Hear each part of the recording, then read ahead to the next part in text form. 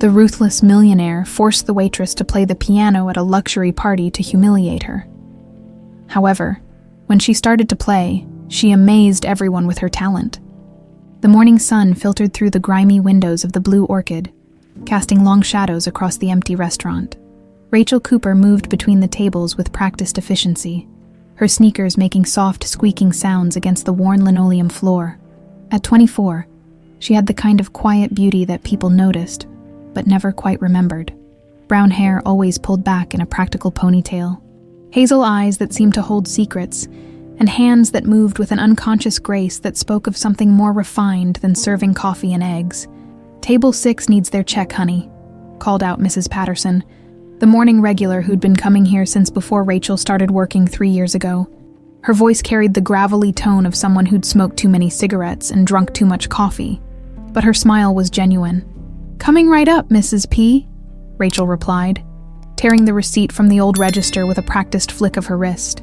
The machine was older than she was, probably older than some of the buildings in this part of Manhattan, but it still worked. That seemed to be the theme of everything in her life: old, worn, but functional. As she walked past the small stage in the corner, her eyes automatically avoided the dusty piano that sat there like a forgotten memory. The restaurant's owner had bought it years ago with dreams of live music and jazz nights. But those dreams had died somewhere between rising rent and declining foot traffic. Now it just collected dust and served as an expensive table for customers' coats. Rachel had never touched those keys, not once in 3 years. Her left hand brushed against her apron as she reached for the coffee pot, and she felt the familiar ridge of scar tissue beneath the fabric. The crescent-shaped mark had faded over the years, but it was still there, a permanent reminder of a life she'd chosen to forget. Sometimes, late at night when the city was quiet, she could almost hear the echo of music that used to fill her world. But those were dangerous thoughts, the kind that led to sleepless nights and tear-stained pillowcases. "Rachel, sweetheart, can you help me with this?" Grandma Betty's voice drifted from the kitchen, tinged with the slight tremor that had developed over the past year. At 78, Betty Morrison was still sharp as a tack, but her body was starting to show its age. Rachel found Betty struggling with a heavy pot of soup, her arthritis making her grip unsteady. Without a word, Rachel took the pot and placed it on the stove, then wrapped her arms around the woman who'd been more of a mother to her than anyone else ever had. "You don't have to do everything yourself, you know," Rachel said softly, breathing in the familiar scent of lavender and vanilla that always clung to Betty's cardigans. "Old habits, dear one, old habits." Betty patted Rachel's cheek with a weathered hand.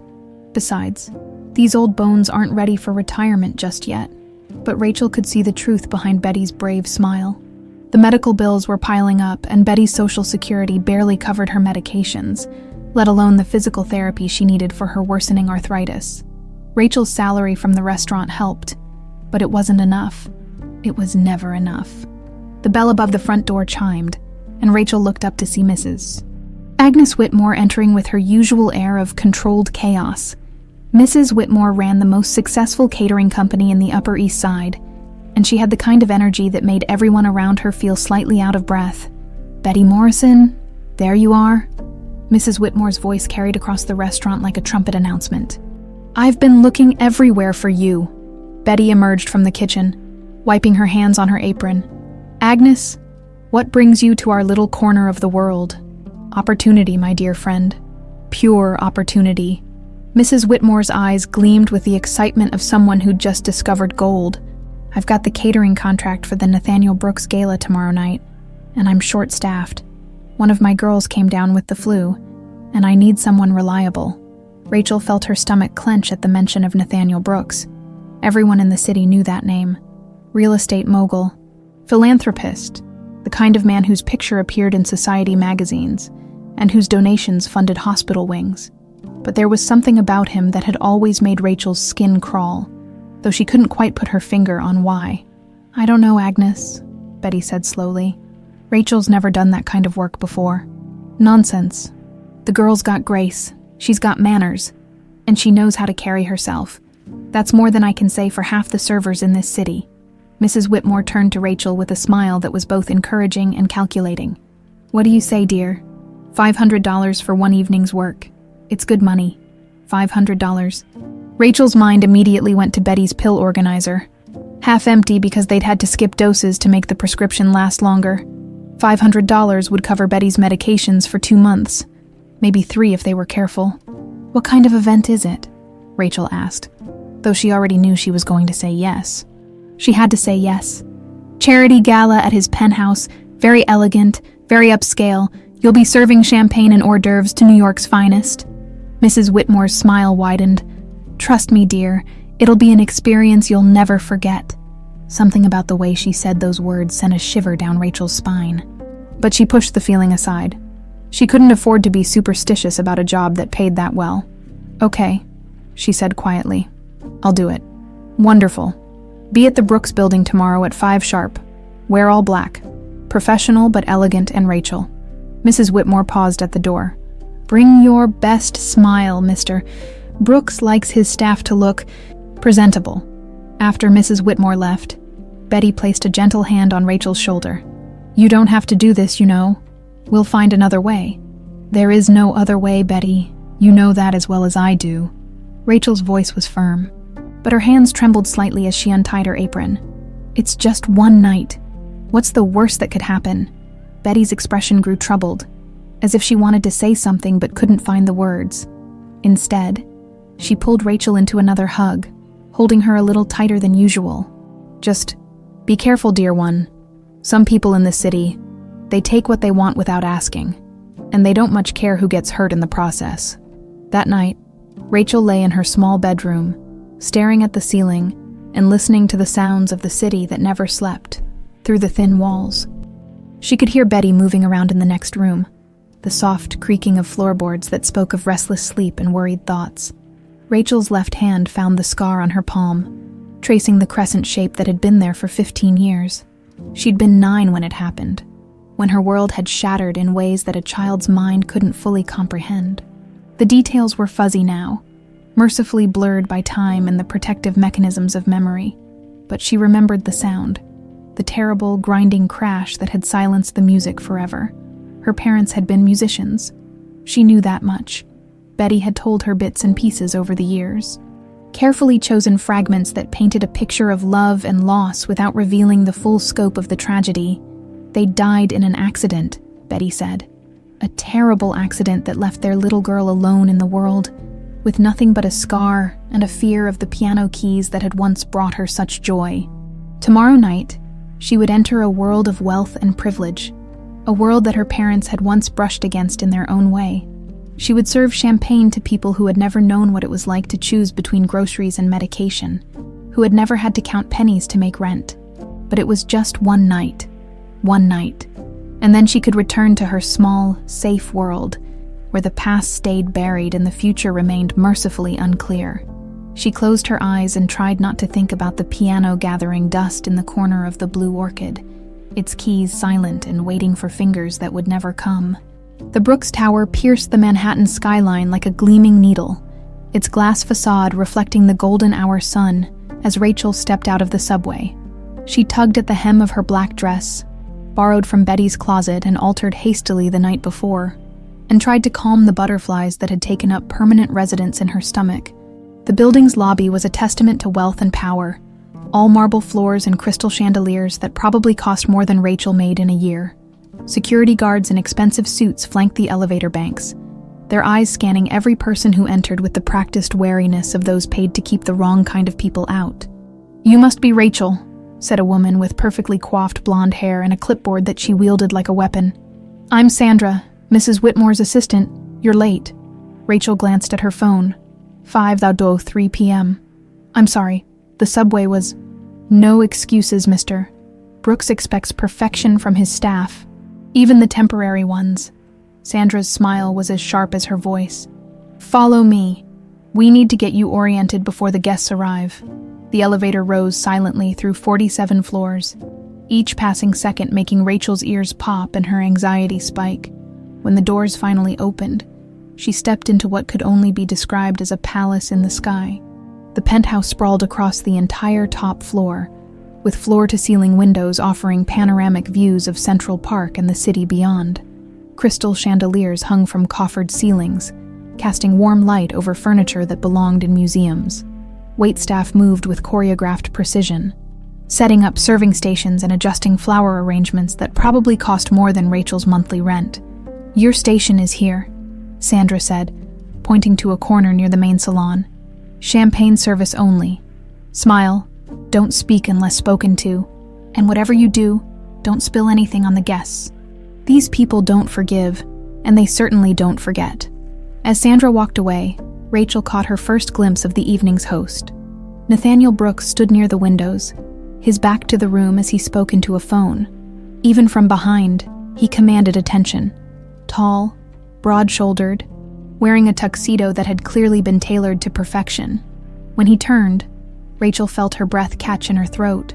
He was handsome in the way that powerful men often were, with silver threading through his dark hair and laugh lines that spoke of a man comfortable with his place in the world. But there was something else, something that made Rachel's skin crawl, despite his polished exterior. His eyes, pale blue and calculating, swept the room like a predator surveying his territory. "Everything looks perfect," he said to Sandra, his voice carrying the kind of authority that brooked no argument. "Where's the piano?" "Being moved into position now, sir. The movers assured me it would be ready before the first guests arrive." Piano. Rachel's blood ran cold as she watched 4 men in coveralls carefully wheel a baby grand into the center of the main salon. It was beautiful, polished ebony that gleamed under the chandeliers, its curves elegant and inviting. But as they positioned it just so, angling it to catch the light from the windows, Rachel felt a strange sense of recognition wash over her. She shook her head, telling herself it was impossible. One piano looked much like another, especially expensive ones. The feeling was just nerves. Nothing more. The guests began arriving at 7, a parade of Manhattan's elite flowing through the penthouse like well-dressed sharks. Rachel recognized faces from magazine covers and gossip columns, tech entrepreneurs, Wall Street titans, celebrities whose names she knew, but whose actual talents remained mysterious. They moved through the space with the casual confidence of people who owned the world, or at least significant portions of it. Champagne. Rachel offered her tray to a woman dripping in diamonds, who took a glass without even looking at her. It was as if Rachel were invisible, just another piece of furniture in Nathaniel Brooks's carefully orchestrated evening. She was refilling her tray when she noticed the couple by the windows. The woman was stunning in the way that money could make anyone stunning. Perfect hair, perfect dress, perfect jewelry that caught the light with every movement. But there was something hollow about her beauty, as if all the perfection had been achieved at the cost of something essential. The man beside her was older, distinguished, with the kind of accent that spoke of European boarding schools and old money. They seemed to be having an intense conversation, though their voices were too low for Rachel to overhear. "That's Amanda Brooks," whispered one of the other servers as they passed each other near the kitchen. "The wife, and that's Arthur Chambers, some big shot investor from London. Word is he's thinking about backing Brooks's new development project." Rachel nodded, filing the information away without really knowing why. She was here to serve champagne, not to eavesdrop on the rich and powerful, but something about the way Amanda Brooks held herself. The careful mask of her expression reminded Rachel of someone trying very hard not to break. "Ladies and gentlemen," Nathaniel's voice boomed across the room, commanding instant attention. "Thank you all for joining me tonight. As you know, we're here to celebrate the groundbreaking of the Brooks Cultural Center, a project that will bring arts education to underserved communities throughout the city." Polite applause rippled through the crowd, the kind of measured response that spoke of obligation rather than enthusiasm. "But before we get to the boring speeches," Nathaniel continued, his smile sharp as a blade, "I thought you might enjoy a little entertainment, Arthur. You mentioned at lunch that you were curious about American musical talent. Well, I think we can arrange a little demonstration." Rachel felt her stomach drop as Nathaniel's eyes swept the room and landed on her. His smile widened, predatory and amused. "You," he said, pointing directly at her. "The one with the champagne. Come here." Every eye in the room turned to Rachel, and she felt heat rise in her cheeks. She glanced desperately toward Sandra, hoping for rescue, but the woman was studiously avoiding her gaze. "I said come here," Nathaniel repeated, his voice carrying an edge that made it clear this wasn't a request. Rachel set down her tray with shaking hands, and walked toward him, acutely aware of the whispered conversations that had sprung up around her. She could feel the weight of judgment in every gaze, the unspoken question of what someone like her was doing in a place like this. "What's your name?" Nathaniel asked when she reached him, his voice carrying easily across the now silent room. "Rachel, sir. Rachel Cooper." "Well, Rachel Cooper, I have a proposition for you." He gestured toward the piano, which gleamed like a dark jewel in the center of the room. "Play something for our guests. Something inspiring." "I'm sorry, sir, but I don't play," Rachel said quietly, hoping he would let her return to her serving duties. Nathaniel's laugh was sharp and humorless. "Nonsense. I can always tell when someone has musical training. It's in the way you move, the way you carry yourself." "Don't disappoint me, Rachel." The threat in his words was unmistakable, wrapped though it was in silk and smiles. Rachel glanced around the room, seeing nothing but expectant faces and cruel amusement. These people didn't care about her comfort or her dignity. She was entertainment, nothing more. "Please," she said, her voice barely above a whisper. "I really can't." $500, Nathaniel said suddenly. "Play one song and I'll double your fee for tonight. Surely that's worth a few minutes of your time." $1,000. The number hit Rachel like a physical blow. $1,000 would cover Betty's medications for months, would pay for the physical therapy she needed, would give them breathing room they hadn't had in years. With legs that felt like lead, Rachel walked toward the piano. The bench was exactly the right height. The fallboard opened to reveal keys that gleamed like teeth in a predator's smile. She placed her hands on the smooth ebony surface and felt 15 years of carefully constructed walls begin to crumble. Because she knew this piano. Somehow, impossibly, she knew the weight of these particular keys, the way the sustain pedal felt under her foot, the slight imperfection in the middle C that made it ring just a fraction flat. This was her father's piano, the piano from the conservatory where she'd learned to play, where she'd been happiest, where her world had ended in fire and twisted metal and the terrible silence that followed. And Nathaniel Brooks was smiling at her like a cat who'd finally cornered his mouse. Rachel's hands trembled as they hovered over the keys, muscle memory warring with 15 years of deliberate forgetting. The room had fallen completely silent, the kind of expectant hush that preceded either triumph or disaster. She could feel Nathaniel's eyes boring into her back, could sense his satisfaction at having cornered her so perfectly. The piano bench creaked softly as she adjusted her position, and suddenly she was 9 years old again, her father's gentle hands guiding hers across these same keys. The memory hit her like a physical blow. Charles Cooper's patient voice explaining the difference between playing notes and making music, his laugh when she stumbled over a difficult passage, the way his eyes lit up when she finally mastered a piece. "We're waiting," Nathaniel said, his voice cutting through her reverie like a blade. Rachel closed her eyes and let her fingers find their positions. Her left hand still bore the crescent scar, now pressed against the cool ivory of the keys that had once been as familiar as her own heartbeat. She could play something simple, something safe, a children's song or a basic scale that would satisfy Nathaniel's cruel game without revealing too much of herself. But then she felt it, the ghost of her father's presence, the echo of his voice telling her that music wasn't about playing it safe. Music was about truth, about pouring your soul into the world and letting it resonate in ways that words never could. Her fingers pressed down, and the first notes of Corazón de Medianoche filled the room. The melody started softly, almost tentatively, like a whispered secret shared between lovers. But as Rachel's confidence returned, as 15 years of suppressed emotion found their voice through her fingertips, the music began to swell. This wasn't just a song. It was her father's masterpiece, a composition he'd written for her mother during their courtship, filled with coded messages of love and longing that only someone who'd lived with them could truly understand. The bass line rolled like thunder beneath the delicate treble melody, painting pictures of midnight walks through Central Park, of whispered promises and shared dreams. Rachel's hands moved with increasing fluency, muscle memory overriding conscious thought. As the story unfolded through music, she was dimly aware of the effect her playing was having on the room. Conversations had stopped entirely, glasses forgotten in hands that had gone still with surprise. But she was lost now, caught in the current of the music that poured from her like blood from a wound. The middle section shifted into a minor key, darker and more complex, telling the story of obstacles overcome and sacrifices made for love. Her father had explained this part to her once, how he'd written it during a difficult period in his relationship with her mother, when outside forces had threatened to tear them apart. The music spoke of determination, of two people refusing to let the world dictate their happiness, as the composition moved toward its climax. Rachel felt tears streaming down her cheeks. She didn't care anymore about the watching crowd, about Nathaniel's cruel game, about maintaining the careful walls she'd built around her heart. This was her father's voice speaking through her hands. 15 years of silence finally broken.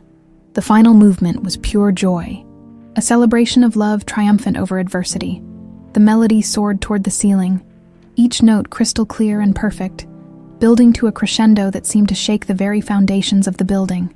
When the last note finally faded into silence, Rachel sat frozen at the bench, her hands still poised over the keys as if unable to believe the music had ended. The silence stretched for what felt like an eternity. Then, from somewhere in the back of the room, came the sound of slow, deliberate applause. Rachel turned to see a man in his 60s, distinguished and impeccably dressed, walking toward the piano with tears in his eyes. "Extraordinary," he said. His voice thick with emotion. "I haven't heard Corazon de Medianoche played like that since."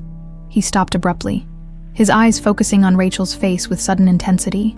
She felt exposed under his gaze, as if he could see straight through to her soul. "Since Charles Cooper himself played it," the man finished quietly. The name hit the room like a thunderbolt. Rachel heard several sharp intakes of breath, saw Amanda Brooks go pale beside the windows, but it was Nathaniel's reaction that chilled her to the bone. His face had gone completely still, his pale eyes fixed on her with an expression she couldn't read. "That's impossible," Nathaniel said, his voice carefully controlled. "Charles Cooper is dead, has been for 15 years. "Yes," the older man agreed, never taking his eyes off Rachel.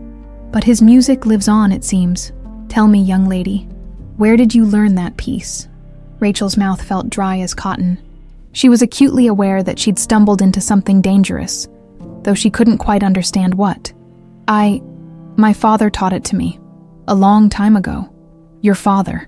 The man's voice was barely above a whisper. "And what was your father's name?"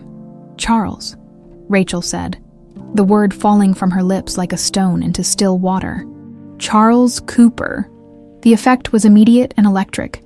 Amanda Brooks let out a small cry and pressed her hand to her mouth. Several guests began whispering urgently among themselves. And Nathaniel looked like he'd seen a ghost. "Impossible," he repeated, but his voice lacked conviction now. Charles Cooper had no children. He and his wife died in that accident with no survivors. They had 3 daughters, the older man said quietly, his gaze never leaving Rachel's face. 3 little girls who disappeared after the tragedy. The authorities assumed they'd perished as well, but the bodies were never found. 3 daughters.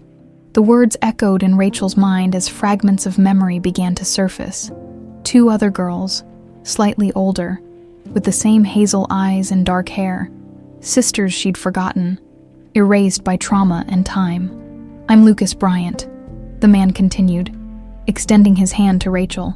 "I was your father's friend and business partner. I'd recognize his composition anywhere, but more than that, you have his hands, the same elegant fingers, the same way of holding them above the keys." Rachel stood on unsteady legs, her mind reeling.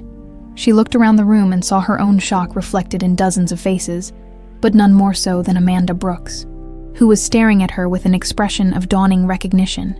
"The scar," Amanda whispered, so quietly that Rachel almost didn't hear her. "You have the same scar." Without thinking, Amanda pulled off her evening glove, revealing her own left hand. There, on her palm, was an identical crescent-shaped mark, the twin of Rachel's own scar. The room erupted in whispers and gasps, but Rachel heard none of it. She was staring at Amanda's hand, at the proof that everything she thought she knew about her past was a lie. She wasn't alone in the world.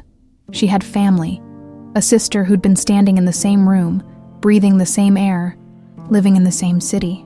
How touching. Nathaniel's voice cut through the chaos like ice. A regular family reunion, though I have to say the timing is rather convenient. There was something in his tone that made Rachel's blood run cold. This wasn't surprise or wonder. This was the voice of a man who'd been caught in something he'd hoped would stay buried forever. "Nathaniel," Amanda said, her voice shaking. "Did you know about Charles Cooper, about what happened to him?" Nathaniel's smile was razor-sharp and completely without warmth. "My dear wife, I know about a great many things, but perhaps this isn't the time or place for such revelations." Lucas Bryant stepped closer to Rachel, his expression protective. "Perhaps it's exactly the right time," he said firmly. "Some secrets have been buried long enough." As if summoned by his words, another man emerged from the crowd near the windows. Rachel had noticed him earlier. Older, with silver hair, and an accent that spoke of money and breeding. But now he was looking at her with an intensity that made her skin crawl. "Arthur Chambers," he said, introducing himself with a slight bow. "Though I suspect that's not the name you're looking for." He paused, his eyes fixed on the crescent scar that Rachel had unconsciously exposed when she'd seen Amanda's hand. "My real name is Stanley Prescott," he continued, his voice carrying clearly across the silent room. "And if I'm not mistaken, young lady, you're my granddaughter." The words hit Rachel like a physical blow. Granddaughter. Another piece of the puzzle that was her past. Another connection she'd never known existed. She felt dizzy, overwhelmed by revelations that were coming too fast to process. But through it all, she was aware of Nathaniel watching her with those cold blue eyes, his expression calculating and dangerous. Whatever game he'd started by forcing her to play the piano, it had spiraled far beyond his control, and somehow, Rachel knew that made him more dangerous than ever.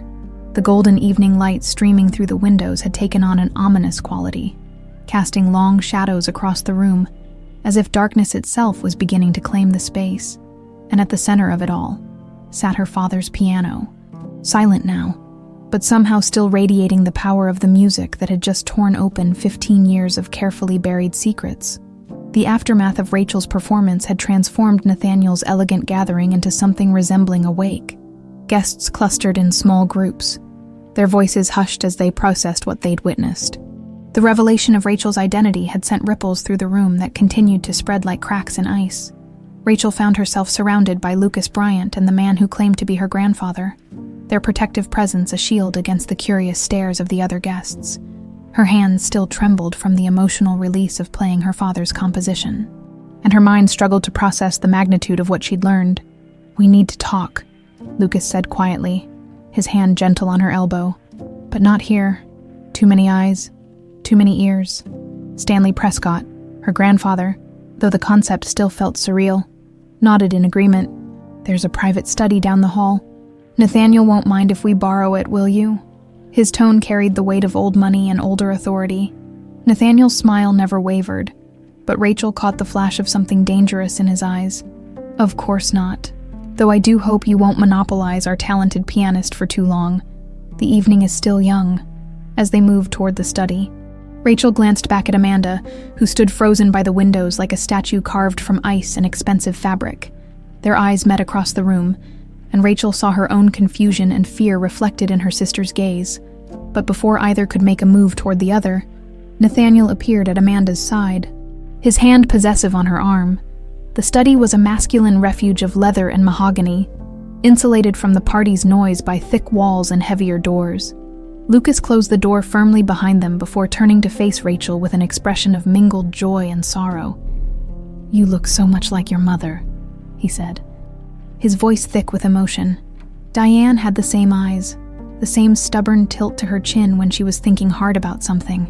"My mother," Rachel repeated, testing the words. "Betty told me she died in the accident with my father." "Betty," Stanley's eyebrows rose. "Betty Morrison, the nurse from St. Mary's Hospital."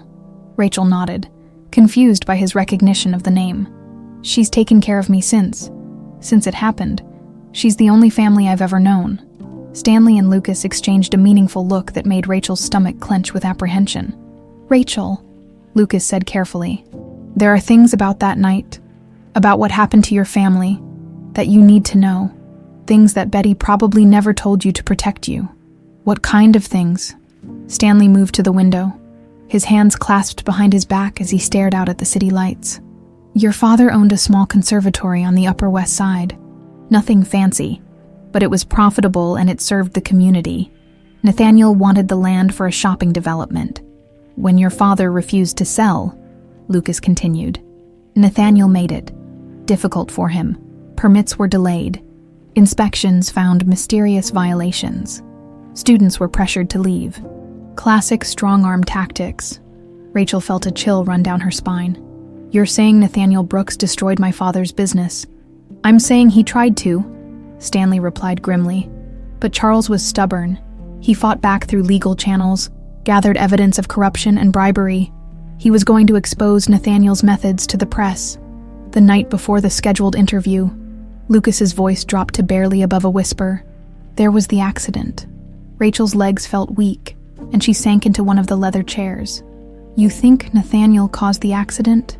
I think, Stanley said carefully, that Nathaniel Brooks has never let anything stand in the way of what he wants. And I think your father represented a threat that needed to be eliminated. The words hung in the air like smoke, poisonous and inescapable. Rachel thought of Nathaniel's smile when he'd forced her to play, the calculating look in his eyes when her identity had been revealed. Had he known who she was? Had this entire evening been some kind of sick game? But if he killed my parents, she said slowly, why didn't he kill me and my sisters too? Because 3 little girls disappeared in the chaos after the accident, Lucas explained. The authorities assumed you'd died as well. Nathaniel probably thought his problem was solved. A soft knock on the door interrupted them. Sandra, the catering supervisor, peered in with an apologetic expression. I'm sorry to interrupt, but Mr. Brooks is asking for Rachel. He says it's time for the evening's next entertainment. Rachel's blood ran cold. Next entertainment. He wants you to play again, Sandra said. For the formal dinner portion of the evening, he specifically requested another piece by Charles Cooper. The 3 people in the study fell silent. Rachel could feel the weight of their concern, their protective instincts warring with the reality that she was essentially trapped here until the evening ended. Tell Mr. Brooks that Rachel needs a few more minutes, Stanley said firmly. I'm afraid he was quite insistent, Sandra replied.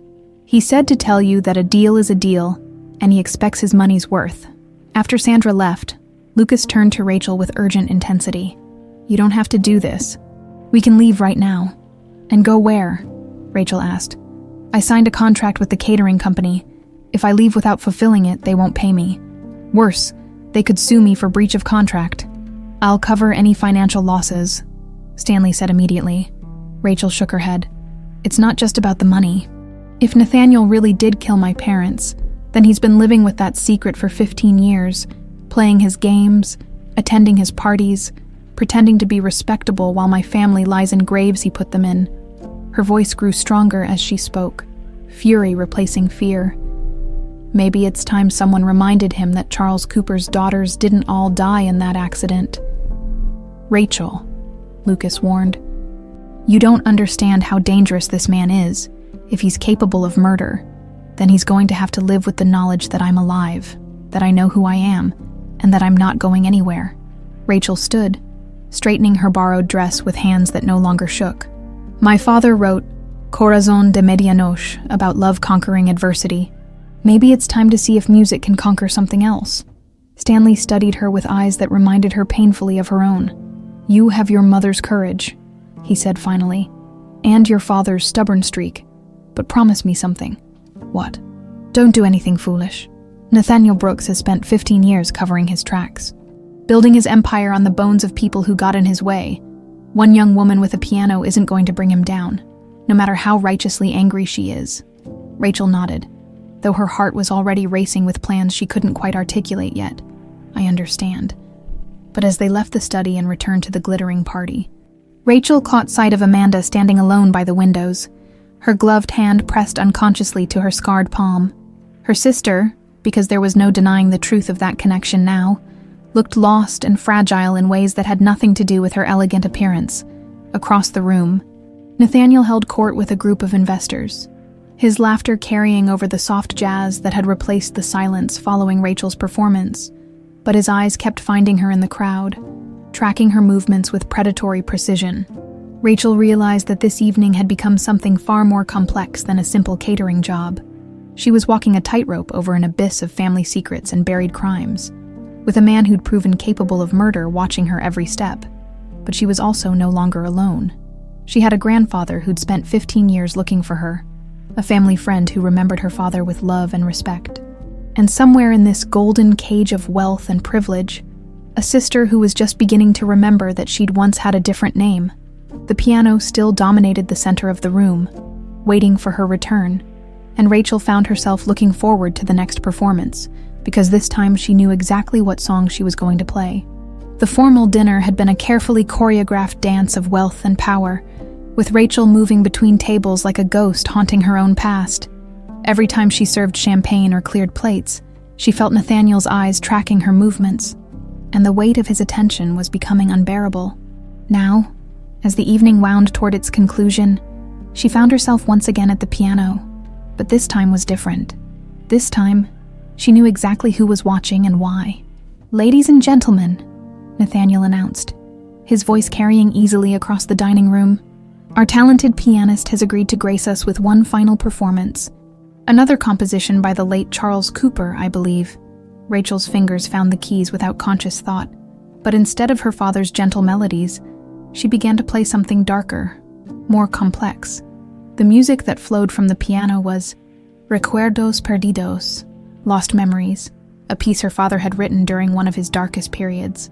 When financial pressures had threatened to close the conservatory, the melody was haunting, filled with minor keys and unexpected progressions that spoke of dreams deferred and hope struggling against despair. But woven through the melancholy were threads of defiance, notes that rang out like battle cries against an uncaring world. As she played, Rachel watched the room's reaction. Most of the guests seemed entranced by the music's complexity, but she was focused on 3 faces in particular. Lucas sat at the edge of his chair, his expression tense with recognition and concern. Stanley, her grandfather, watched with tears streaming down his cheeks, lost in memories she could only imagine. But it was Amanda's reaction that broke Rachel's heart. Her sister had gone completely pale, one hand pressed to her temple as if fighting a massive headache, and as the music swelled toward its climax, Amanda suddenly stood and rushed from the room, leaving behind whispers and concerned murmurs. Rachel finished the piece and stood from the piano bench, her decision made. "Excuse me," she said to the room at large, ignoring protocol entirely. "I need some air." She found Amanda on the terrace, gripping the railing so tightly her knuckles had gone white. The city spread out below them like a carpet of stars. But Amanda seemed oblivious to the view. "The music," Amanda said without turning around. "It's bringing back things I'd forgotten, things I thought I'd lost forever." Rachel approached carefully, as if Amanda were a wounded animal that might bolt at any sudden movement. "What kind of things? Flashes? Images? A man with gentle hands teaching me to play piano, a woman with kind eyes singing lullabies, and 2 other girls." Amanda finally turned to face Rachel, her perfectly applied makeup streaked with tears. "I remember 2 other girls, younger than me, but we were always together. Always." "What happened to you after the accident?" Rachel asked gently. Amanda's laugh was bitter. "I was adopted by the Ashfords, socialites who wanted a daughter to accessorize their perfect life. They changed my name, gave me a new identity, and told me to forget everything that came before. Said it would be healthier that way. So you became Amanda Ashford, and then Amanda Brooks when I married Nathaniel 5 years ago." Amanda's voice dropped to barely above a whisper. "God, Rachel, if we're really sisters, if our father really was Charles Cooper, then I married the man who killed our parents." Rachel finished quietly. The words hung between them like a physical presence. Amanda wrapped her arms around herself, shivering despite the warm evening air. "He doesn't know," she said suddenly. "Nathaniel doesn't know who I really am. He just saw a beautiful socialite who would make the perfect trophy wife, someone with no inconvenient family connections or embarrassing past." "Are you sure he doesn't know?" Amanda considered this, her brow furrowed in concentration. I don't think so. But lately, there have been things. Phone calls he takes in private, meetings he won't discuss, and sometimes I catch him watching me with this look." She shuddered, like he's trying to figure out a puzzle. Before Rachel could respond, the terrace door opened and Nathaniel himself stepped outside. His smile was perfectly calibrated, but there was something predatory in his eyes as he took in the scene. "There you are, darling," he said to Amanda, his tone warm with concern. "You left so suddenly, I was worried you might be feeling unwell." "Just needed some air," Amanda replied, her voice steady despite the tears still evident on her cheeks. Nathaniel's gaze shifted to Rachel, and she felt like a mouse being studied by a particularly intelligent cat. "And you, Miss Cooper, quite the evening for revelations, wasn't it?" The way he said her last name made Rachel's skin crawl. There was recognition there, and something that might have been amusement.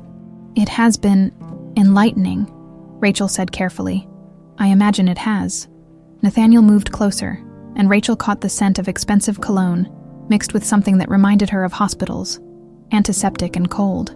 "Tell me, do you plan to continue your musical career? I know several venue owners who might be interested in booking someone with your unique repertoire." The threat was subtle but unmistakable. Rachel felt her spine straighten with defiance. "I haven't decided yet, but I'm sure my father would want his music to be heard." "Your father?" Nathaniel repeated, his smile never wavering. "Yes. Charles Cooper was quite the composer. Tragic, really, how his life ended. Such a waste of talent." Amanda made a small sound of distress, and Nathaniel immediately turned his attention to her. "Darling, you really don't look well. Perhaps we should call it an evening." "No," Amanda said quickly. "I'm fine, just tired." But Rachel could see the fear in her sister's eyes, the way she instinctively moved away from Nathaniel's reaching hand. How long had Amanda been married to this man without knowing what he was capable of? How many nights had she shared a bed with her parents' killer?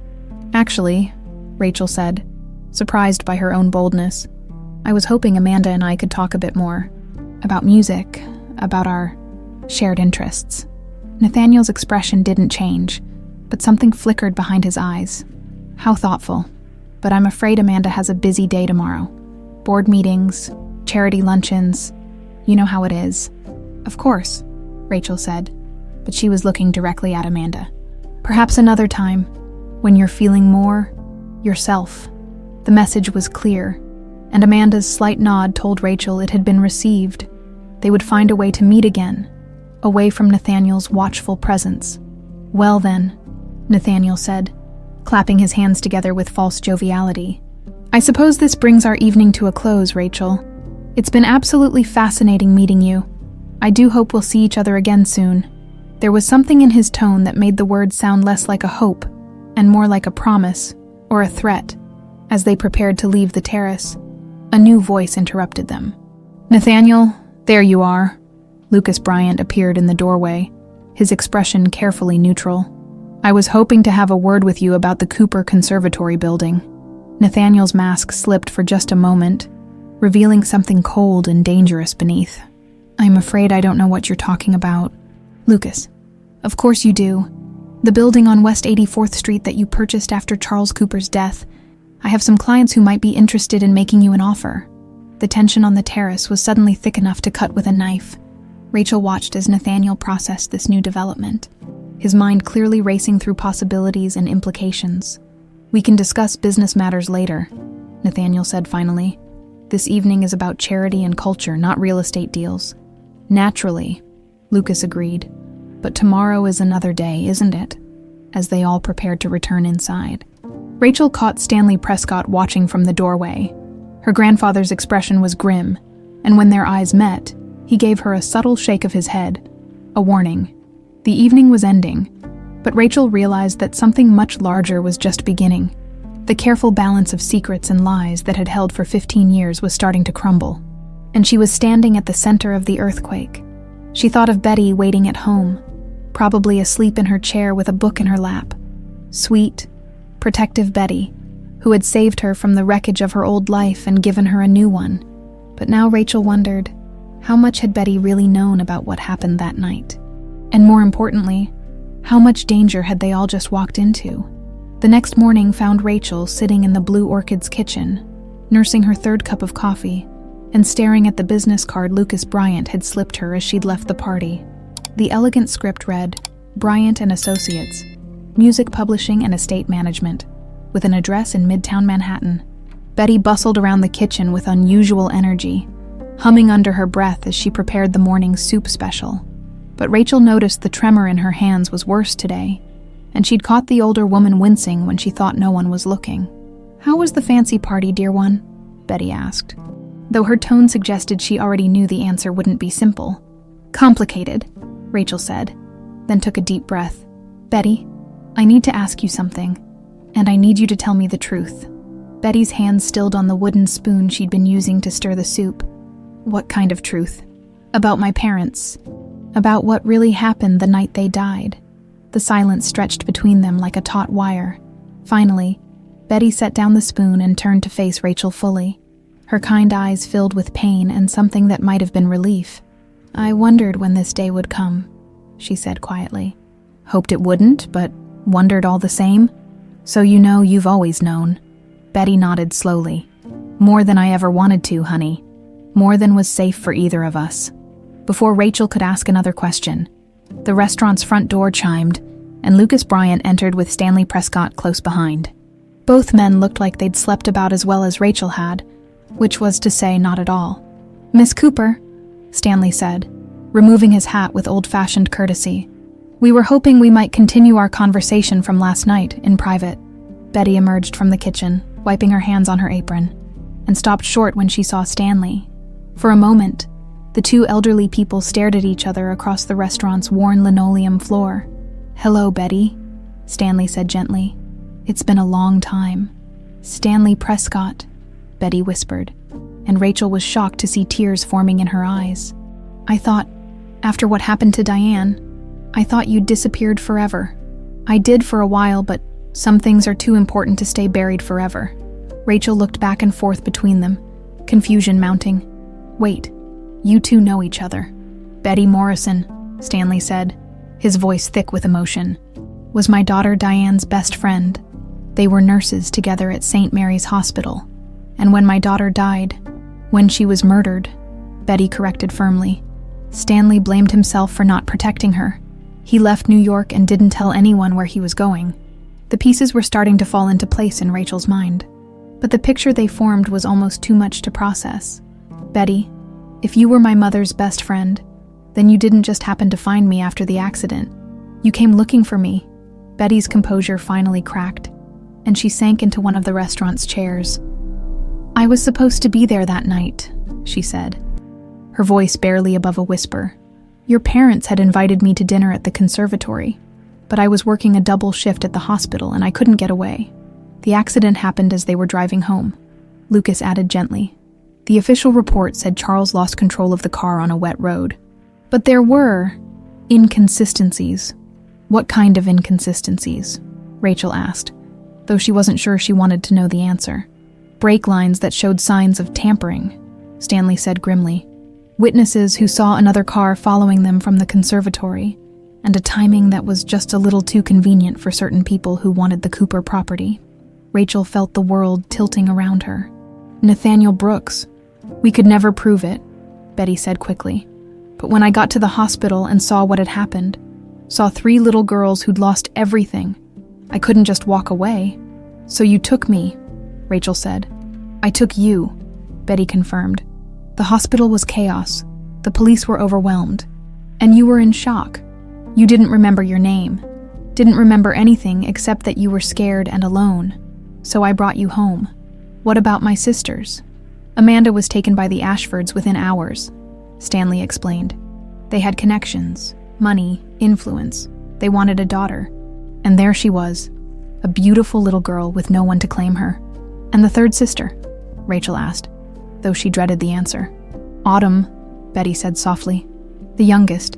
She was only 6, and she was difficult, angry, traumatized, lashing out at anyone who tried to help her. The social services system swallowed her up.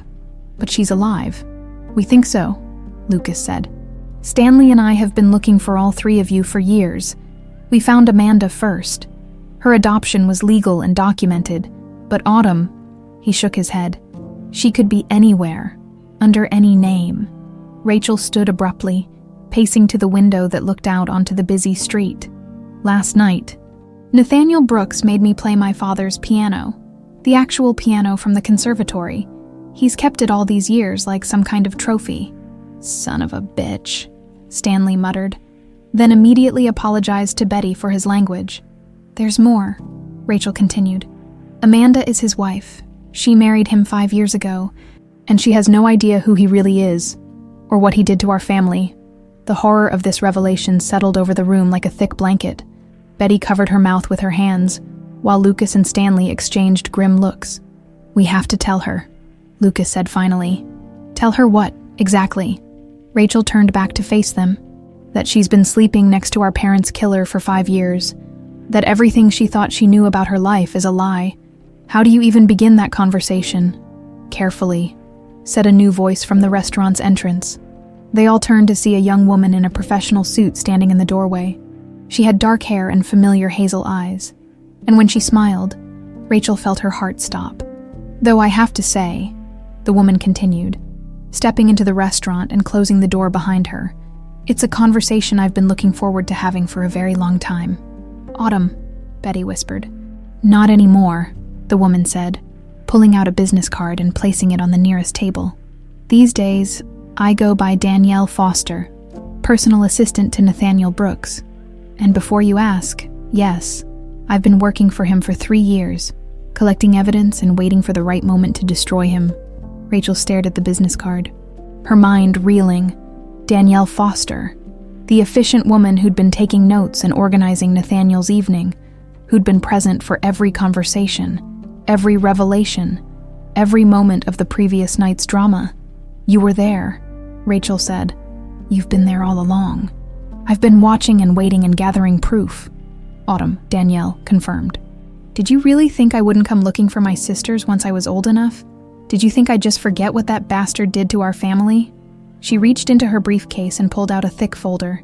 3 years of financial records, private correspondence, recorded phone conversations, and documented evidence of bribery, corruption, and conspiracy. Everything we need to destroy Nathaniel Brooks and make him pay for what he did. But if you've had evidence for 3 years, Lucas asked, why haven't you used it? Danielle's smile was sharp as a blade. Because I was waiting for my sisters to come home. Some vengeance is best served as a family affair. She looked directly at Rachel, and for the first time since the accident 15 years ago, Rachel felt truly complete. They were all here now.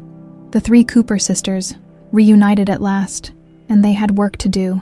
Besides, Danielle added, I wanted to make sure he suffered properly. A quick arrest and trial would have been too easy, but watching his empire crumble piece by piece, seeing his reputation destroyed, knowing that his own wife was one of the daughters he thought he'd eliminated forever. That's justice. Betty stood on shaky legs and approached Danielle with tears streaming down her face. Autumn, honey, I'm so sorry. I tried to find you, but you saved Rachel, Danielle said firmly, embracing the older woman. You gave her the childhood I never had. That's more than enough. As the 3 sisters stood together for the first time in 15 years, Rachel felt something she'd thought was lost forever. Hope. They had evidence. They had allies. And most importantly, they had each other. Nathaniel Brooks had spent 15 years thinking he'd gotten away with murder, but he was about to learn that some debts could never be truly paid until the bill came due in full. The emergency meeting at Amanda's Upper East Side penthouse took place 3 days after the gala. In a living room that spoke of tasteful wealth and careful emotional distance, Amanda sat rigidly on an ivory sofa, still processing the earth-shattering revelations about her true identity and her husband's crimes. Rachel occupied the chair across from her, while Danielle paced near the windows like a caged predator. He knows something's changed, Amanda said, her voice barely steady.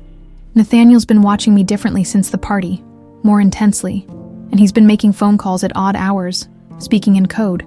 Danielle stopped pacing and turned to her sisters. That's because I've been feeding him false information through carefully placed leaks, making him paranoid, making him wonder who he can trust. But we're running out of time. What do you mean? Rachel asked. From her briefcase, Danielle pulled out a manila envelope marked with today's date. I intercepted this in Nathaniel's private correspondence this morning. He's moving to liquidate several assets and transfer funds to offshore accounts.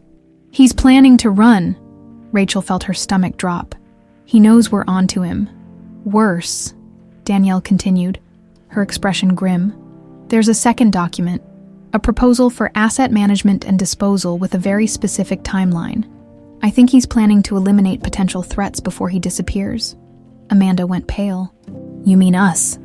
I mean all of us. You, me, Rachel, even Lucas and Stanley. Anyone who could connect him to what happened 15 years ago. The room fell silent as the full implications sank in. Rachel thought of Betty, alone at the restaurant, vulnerable and unaware of the danger circling their small world.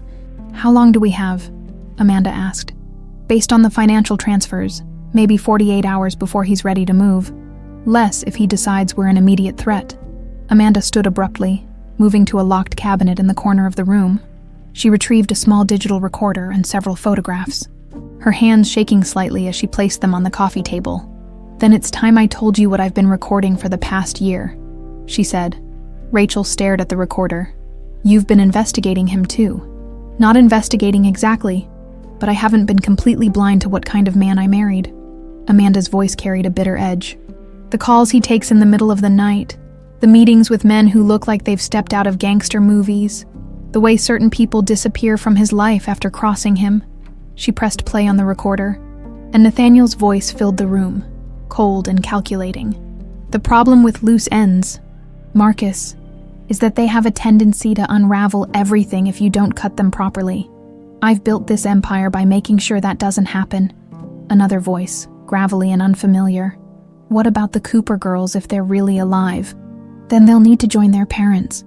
Nathaniel interrupted smoothly. Some family reunions happen in graveyards. Rachel felt bile rise in her throat. The casual way he discussed murdering them was more chilling than any overt threat. There's more, Amanda said, fast-forwarding the recording. Listen to this one from 2 weeks ago. Nathaniel's voice again. I want you to look into Betty Morrison. Quiet surveillance. Nothing obvious. And if you find any connections to the Cooper family, you know what to do. The recorder clicked off, leaving behind a silence heavy with implications. Rachel's hands clenched into fists as fury and terror warred in her chest. He's been planning this, she whispered. How long has he been planning this? Probably since the moment Lucas Bryant mentioned your father's name at the party, Danielle said grimly. Nathaniel's survived this long by being 3 steps ahead of everyone else. But now he's made a mistake, Amanda finished. He's threatened the wrong people, and he's underestimated who he's dealing with. Danielle smiled, and it was sharp enough to cut glass. Exactly, because what he doesn't know is that his trusted assistant has been documenting his crimes for 3 years. His wife has been recording his confessions for 1 year, and his victims' daughters have just reunited with a very specific goal in mind. Revenge, Rachel said. Justice, Amanda corrected. There's a difference. Before anyone could respond, Amanda's phone buzzed with a text message. Her face went white as she read it. He's coming home early, she said. He's supposed to be in meetings all afternoon, but he just texted that he'll be here in 30 minutes. Danielle was already moving toward the door. I need to get back to the office before he realizes I'm gone. Rachel, do you have somewhere safe to stay tonight? The restaurant. Betty's there. No. Amanda's voice was firm. Absolutely not. If he's planning to move against you, that's the first place he'll look. Then where? Stanley Prescott's voice came from the penthouse's entrance hall. With me, I have a secure apartment that's not connected to any of my known identities. They turned to see Stanley and Lucas entering the living room, both men looking like they'd aged years in the past few days. How did you get in? Amanda asked. Your doorman knows me from various charity functions, Stanley explained. I told him I was here to discuss a donation to your pet literacy program. Lucas was studying the photographs Amanda had placed on the table. Are these what I think they are? Bank transfer records, shipping manifests, and correspondence with some very unsavory characters, Amanda confirmed. I've been keeping copies of everything that seemed suspicious. Smart girl, Stanley said with pride. Your mother would be proud of how all 3 of you turned out. Our mother, Danielle corrected quietly, would want us to finish what our father started. He died trying to expose Nathaniel's corruption. Maybe it's time we succeeded where he couldn't.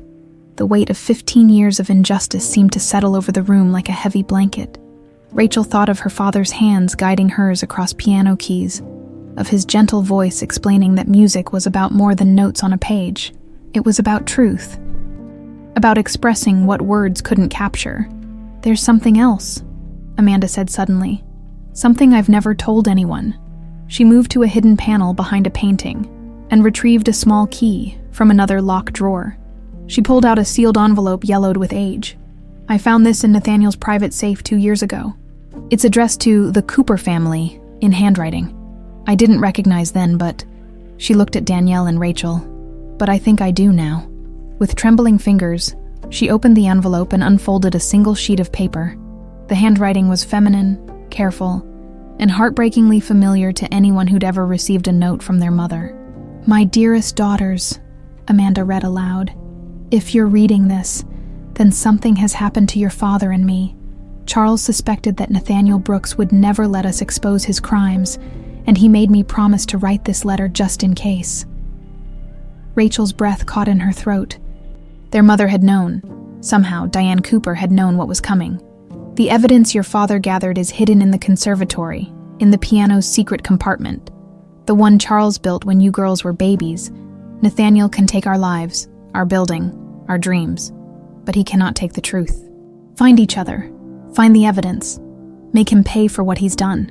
The letter was signed simply, "With all my love, Mama." The room was completely silent for a long moment. Then Danielle spoke, her voice steady despite the tears streaming down her face. "He still has the conservatory building. According to public records." "Yes," Lucas confirmed. "It's been converted to luxury condos, but the main performance hall is still intact, including the piano. The building's sales brochure mentions original period details preserved for historical significance," Stanley said. "I think there's a very good chance your mother's evidence is still exactly where she left it." Rachel stood, her decision crystallizing with sudden clarity. "Then that's where we're going tonight." "Rachel, that's incredibly dangerous," Amanda protested. "If Nathaniel suspects, then we make sure he doesn't suspect until it's too late." Rachel looked at each of her family members in turn. "Our parents died trying to stop him. Our mother made sure we'd have the tools to finish what they started. I think it's time we honored their memory. The private clinic in upstate New York was a fortress of glass and steel hidden among rolling hills, its modern architecture designed to blend seamlessly with the landscape." Rachel pressed her face against the car window as they approached, her heart hammering against her ribs with a mixture of terror and desperate hope. The revelation had come just hours earlier, delivered with Nathaniel's characteristic cruelty as his final card in a game he was rapidly losing, when confronted with the evidence they'd retrieved from the conservatory's hidden compartment, documents that proved his guilt beyond any doubt. He'd smiled that cold, predatory smile and dropped his bombshell. "You want to know the truth about your family?" he'd said, his pale eyes glittering with malicious satisfaction. "Your mother didn't die in that accident. She's been my insurance policy for 15 years. Now, as they walked through the clinic's sterile corridors flanked by Lucas and Stanley, Rachel felt like she was moving through a dream. Amanda walked beside her, her face pale but determined, while Danielle brought up the rear, her phone ready to record whatever they might find. Dr. Elizabeth Warren, the clinic's director, met them at the nurses' station. She was a woman in her 50s with kind eyes and the gentle manner of someone accustomed to delivering difficult news. "Mrs. Brooks contacted me this morning about your situation," she said carefully. "I want you to understand that we've been caring for Jane Doe, the patient you know as Diane Cooper, for 15 years. Her care has been exemplary, but her condition—" "What exactly is her condition?" Stanley asked, his voice rough with emotion. "Traumatic brain injury resulting in a persistent vegetative state. There have been no signs of consciousness since she was admitted. Mr. Brooks's instructions were very specific. Maintain life support indefinitely, allow no visitors, and contact no one about her presence here." Rachel felt her legs threaten to give out. 15 years. Their mother had been alive for 15 years, trapped in silence while they grieved her death. "Can we see her?" Amanda asked quietly. Dr. Warren nodded. "Room 247. But please understand, while we've maintained hope, the likelihood of any meaningful recovery after this length of time is negligible," Danielle finished. "We understand." The room was peaceful, filled with afternoon sunlight that streamed through large windows overlooking the clinic's gardens. Medical equipment hummed quietly in the background, monitoring vital signs that had remained steady for a decade and a half. And there, in the center of it all, lay their mother, Diane Cooper looked smaller than Rachel remembered, her face peaceful but thin, her once vibrant auburn hair now streaked with silver. Machines breathed for her, fed her, kept her alive in the most clinical sense of the word. But she was alive. "Mama," Amanda whispered, approaching the bed with tentative steps. Rachel moved to the other side of the bed, her eyes tracing the familiar features that had haunted her dreams for years. Diane's hands lay still on top of the blankets, the same elegant fingers that had once braided Rachel's hair and helped her with piano practice. "The nurses say that some coma patients can hear what's happening around them, Doctor," Warren said gently. "We encourage family members to talk, to play music, to maintain connection even when there's no visible response." Music. Rachel's eyes met Amanda's across their mother's still form, and she saw her own thought reflected there. "Doctor," Rachel said, "would it be possible to bring a keyboard in here? Something she could hear if she can hear anything at all." "I think that would be wonderful," Dr. Warren replied. "We have a small electric piano in our music therapy room. I'll have someone bring it in." 20 minutes later, Rachel sat at a small electronic keyboard positioned near her mother's bed. Her sisters flanked Diane's still form, each holding one of their mother's hands. Stanley and Lucas stood near the windows, their faces etched with 15 years of grief and desperate hope. "What should I play?" Rachel asked, her fingers hovering over the keys. "Play the song," Danielle said quietly. "The one that brought us all together, the one that started to break down his lies." Rachel nodded and began the opening notes of Corazón de Medianoche. The melody filled the room, soft and achingly beautiful, carrying with it all the love and loss and longing that her father had poured into its creation.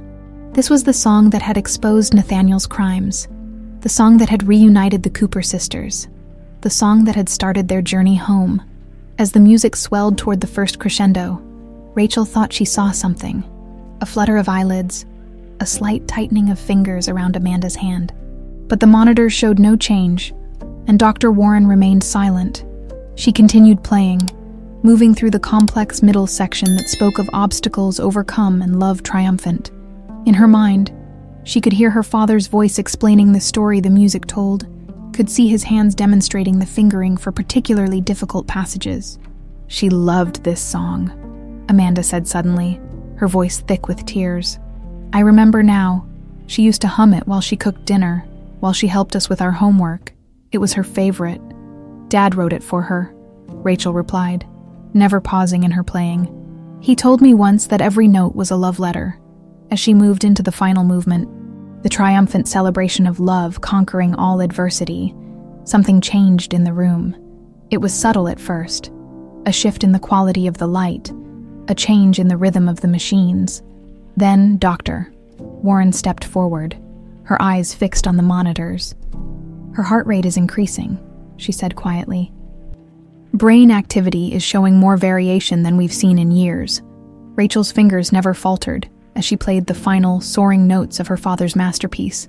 The last chord hung in the air like a prayer, like a bridge between the world of the living and the place where Diane Cooper had been trapped for 15 years.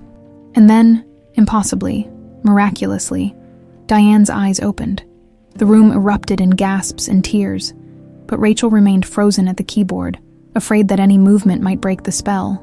Diane's gaze was unfocused at first, confused, as if she were trying to remember how to see. But slowly, her eyes began to track movement, to focus on faces.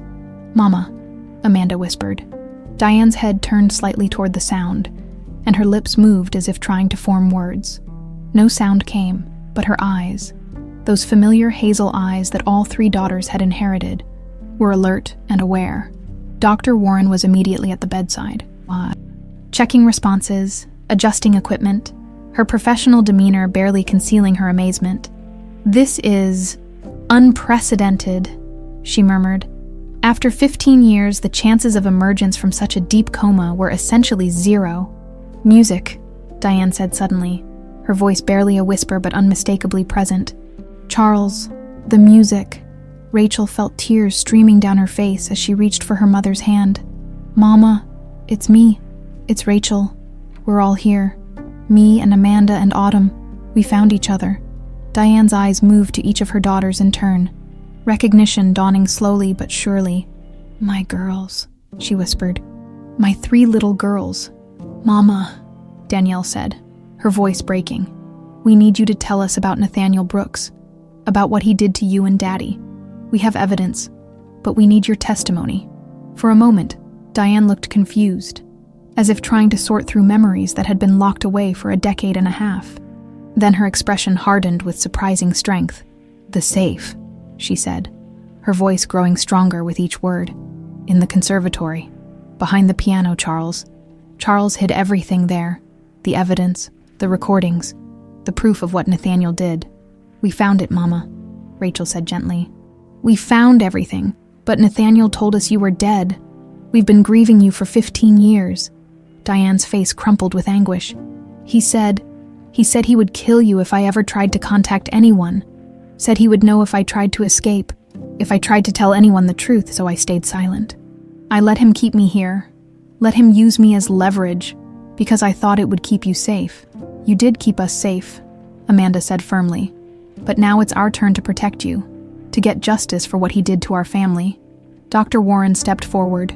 "I need to run some neurological tests, but it appears that Mrs. Cooper has made a remarkable recovery. Her cognitive function seems largely intact, though there may be some gaps in memory."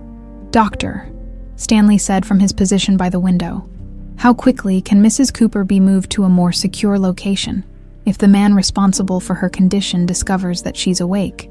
"I understand your concerns, Dr. E." Warren replied. "Given the circumstances you've described, I think patient safety is paramount. We can arrange for immediate transfer to a secure facility." Diane struggled to sit up, her movements weak but determined. "No more hiding," she said, her voice gaining strength. "I've been silent for 15 years. It's time Nathaniel Brooks learned that some people refuse to stay buried." As her mother spoke those words, Rachel felt the final piece of the puzzle click into place. They had the evidence, they had the witnesses, and now they had the one person whose testimony could destroy Nathaniel's carefully constructed lies once and for all.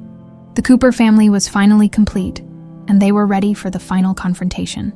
6 months later, Rachel sat in the gallery of the Manhattan Federal Courthouse, watching as Nathaniel Brooks was led away in handcuffs. The man who had once commanded rooms full of New York's elite now looked diminished. His expensive suit wrinkled and his face etched with the defeat of someone who'd finally been outmaneuvered. The trial had been a media sensation, dubbed the piano murder case by reporters who seemed endlessly fascinated by the story of 3 sisters, reunited by music and their quest for justice. Every day, the courthouse steps had been packed with cameras and journalists, all eager to capture the latest developments in what prosecutors called one of the most elaborate cover-ups in the city's history. "Has the jury reached a verdict?" Judge Martha Harrison asked, her voice carrying clearly through the packed courtroom. "We have, Your Honor," replied the jury foreman, a middle-aged teacher from Queens who'd been visibly moved by Diane Cooper's testimony. Rachel felt Amanda squeeze her hand on one side, while Danielle gripped her shoulder from behind. Their mother sat in the front row, still recovering her strength but determined to see justice done. Stanley and Lucas flanked her protectively, both men looking older but somehow lighter than they had 6 months ago. "On the charge of conspiracy to commit murder in the first degree, how do you find guilty? On the charge of attempted murder in the first degree, guilty. On the charges of fraud, bribery, and racketeering, guilty on all counts." Each guilty verdict hit the courtroom like a thunderclap. Rachel watched Nathaniel's face remain impassive, but she saw the slight tremor in his hands as the full weight of his conviction settled over him. 15 years of careful planning, of covering his tracks and eliminating threats, had all come crashing down because he'd underestimated the power of a family, determined to find the truth. The sentencing phase had been equally swift and decisive. Judge Harrison, clearly disgusted by the evidence that had been presented, imposed the maximum penalty allowed by law: life in prison without the possibility of parole, plus an additional 40 years on the ancillary charges. "Mr. Brooks," Judge Harrison said as she delivered the sentence, "you used your wealth and position to destroy innocent lives, to corrupt the system meant to protect citizens, and to evade justice for a decade and a half. The court finds that your crimes demonstrate a callous disregard for human life that warrants the most severe punishment available." As the bailiffs led Nathaniel away, he turned one last time to look at the Cooper family. His pale eyes found Rachel's across the crowded courtroom, and for just a moment, she saw something that might have been respect mixed with his hatred. "He's finally gone," Amanda whispered, her voice thick with tears. It's really over, but the aftermath of the trial had brought its own challenges. The revelation that Amanda had been married to her parents' killer had triggered a media frenzy that made her daily life nearly impossible. Paparazzi camped outside her penthouse. Reporters shouted questions whenever she appeared in public, and social media buzzed with conspiracy theories and amateur psychological analyses. "I can't stay in that apartment," Amanda had told her sisters the week after the verdict. "Every room reminds me of him, of the lies I was living. I need to start over completely." The solution had come from an unexpected source. The conservatory building that Nathaniel had stolen from their father was now legally theirs again, returned through court order along with substantial financial compensation from his seized assets. The luxury condos he'd built had been purchased by the city and demolished, leaving only the original performance hall and practice rooms that Charles Cooper had designed with such love and hope. "We could rebuild it," Danielle had suggested during one of their family meetings. "Turn it back into what Dad always wanted it to be, a place where music could flourish, where kids from any background could learn and grow." The idea had taken root quickly. Using Nathaniel's ill-gotten wealth against him felt like the perfect poetic justice, and all three sisters had thrown themselves into the project with enthusiasm that surprised even them. Rachel found herself serving as the conservatory's artistic director, her natural musical gifts finally finding their proper outlet. She'd started taking piano lessons again, relearning pieces she'd forgotten, and discovering new composers whose work spoke to her evolving understanding of music's power to heal and transform. Amanda had proven to have a genius for administration and fundraising, skills honed during her years navigating New York's social elite. She'd legally changed her name back to Amanda Cooper and threw herself into the work of turning their father's dream into reality. Danielle, with her legal background and investigative skills, handled the complex bureaucratic challenges of running a non-profit organization. She'd also started a side practice helping other families who'd been victimized by corrupt officials and powerful criminals, using the investigative techniques she'd perfected during her years infiltrating Nathaniel's organization. The Cooper Conservatory for Musical Arts had its official ribbon-cutting ceremony exactly 1 year after Nathaniel's conviction. The mayor attended, along with dozens of music teachers, community leaders, and families eager to enroll their children in the programs. But the moment that mattered most came that evening. When the conservatory held its inaugural concert, the performance hall had been restored to its original beauty, with warm wood paneling and acoustics that made even whispered conversations sound like music. Diane Cooper, fully recovered now, and looking more like her old self every day, sat in the front row. Betty was beside her, the two women having become close friends as they shared stories of the daughters they'd both helped raise.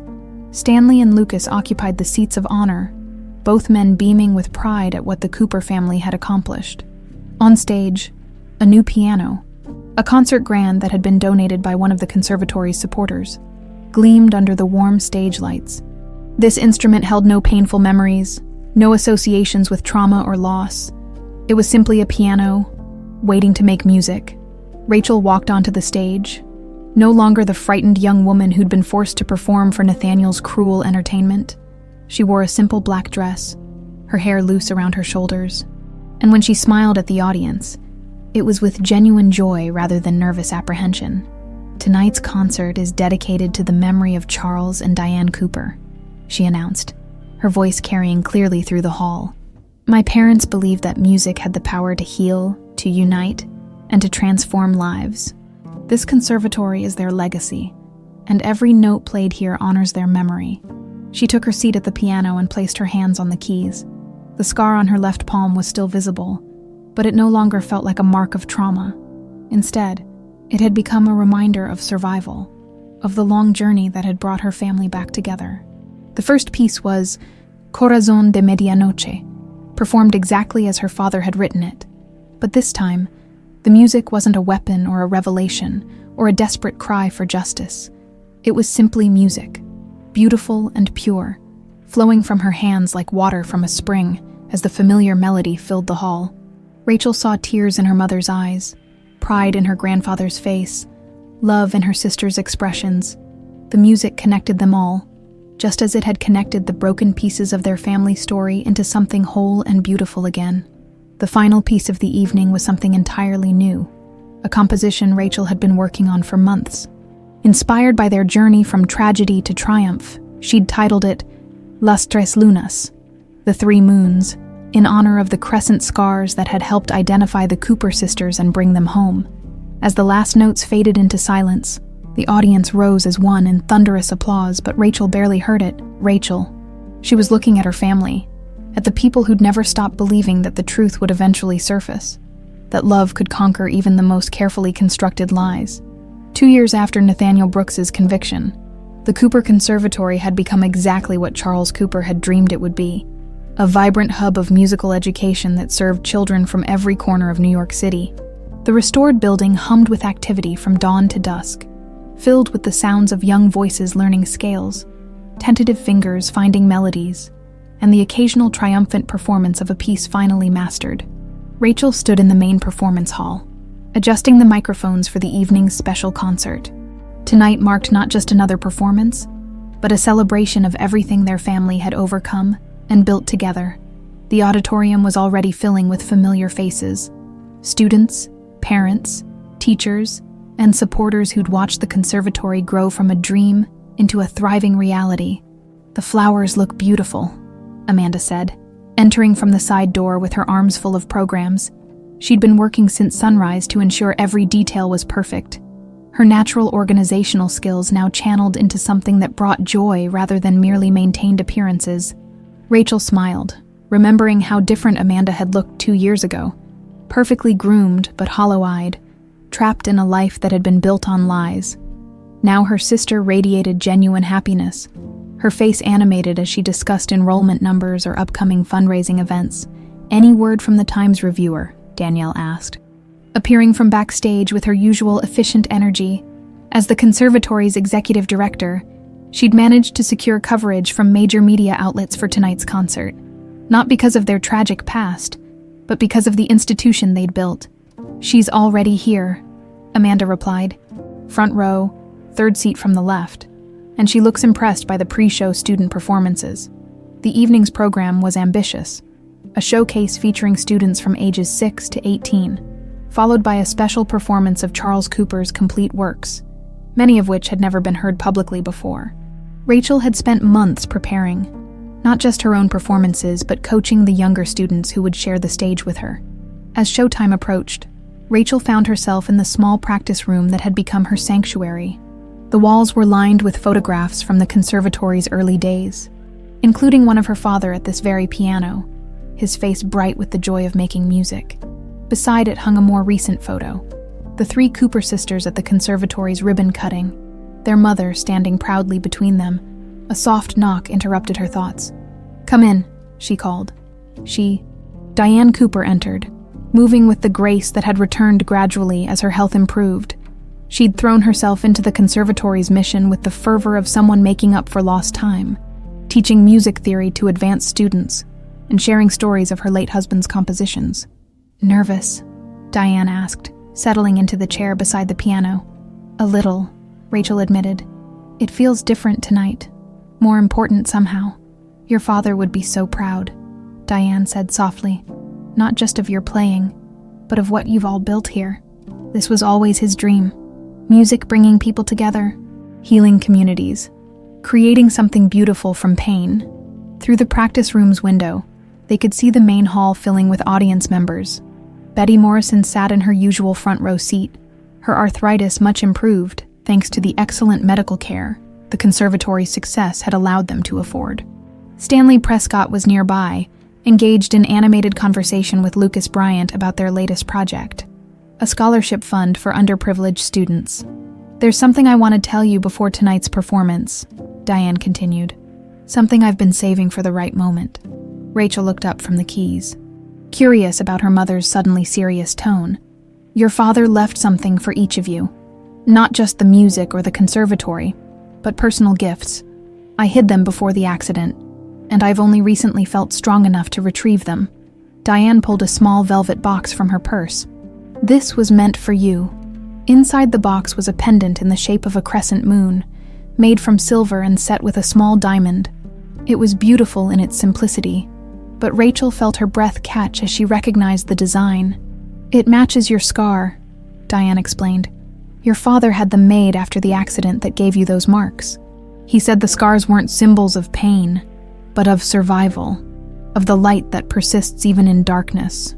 Rachel fastened the pendant around her neck, feeling the weight of it settle against her chest like a benediction.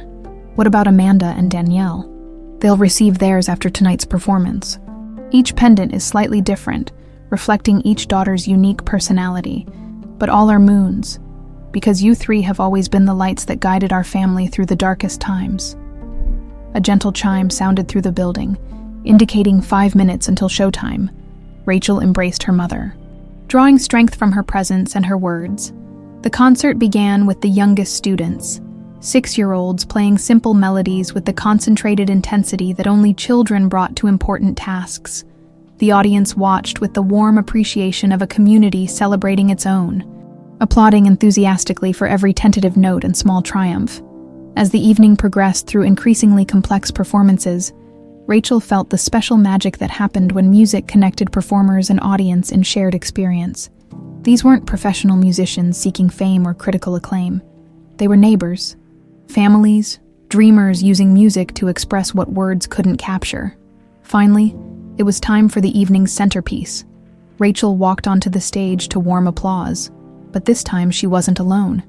Amanda and Danielle flanked her, taking seats at a second piano that had been wheeled onto the stage for this special performance. "Tonight," Rachel addressed the audience, "we're going to perform our father's final composition, Las Tres Lunas, the 3 moons. He began writing this piece before his death, but never finished it. Over the past year, my sisters and I have collaborated to complete what he started, using themes and musical phrases we found in his notebooks. The piece began with a single piano, Rachel playing the opening movement that Charles had completed. It was achingly beautiful, a melody that spoke of love and hope and dreams deferred but not abandoned. The music painted pictures of moonlight on water, of quiet moments between parent and child, of faith in a future that seemed impossibly distant. As the first movement concluded, Amanda joined in with harmonies that transformed the melody into something richer and more complex. Her part represented the middle sister's journey, the confusion of lost identity, the struggle to find truth in a world built on lies, the gradual awakening to authentic love and purpose. Finally, Danielle's hands found their place on the keys, adding bass lines and rhythmic complexity that grounded the soaring melodies in strength and determination. Her musical voice spoke of justice pursued through long years of patient work, of the youngest sister's fierce protection of her family, of the satisfaction that came from seeing truth finally triumph over deception. Together, the 3 parts wove into something greater than the sum of their individual contributions. The music filled the hall with layers of meaning that spoke to everyone present, about family, about perseverance, about the power of love to survive even the most devastating losses. As they played, Rachel was aware of the audience's complete attention, but also of something deeper. She could feel her father's presence in the music, as if his spirit lived on in every note they played. This was his legacy, not just the compositions he'd written, but the family he'd raised, the values he'd instilled, the belief that music could make the world more beautiful. The final movement built to a crescendo that seemed to lift the entire building, notes cascading like silver water, and resolving into a harmony so perfect it felt like prayer. When the last chord faded into silence, the audience sat motionless for a heartbeat before exploding into applause that went on for minutes. Standing at the piano with her sisters, Rachel felt the crescent pendant against her chest and thought about the journey that had brought them here. They'd lost so much. Years with their parents, childhood innocence, the simple certainty that the world was fundamentally safe and fair. But they'd also gained something precious, the knowledge that love could survive any tragedy, that truth would eventually surface no matter how deeply buried, and that music really could heal the deepest wounds. In the audience, Diane Cooper wiped tears from her eyes as she watched her 3 daughters take their bows. Behind her, the community they'd built applauded not just the performance, but everything it represented, the triumph of hope over despair, of love over hatred, of light over darkness. the Cooper family was whole again, and their music would echo through generations yet to come.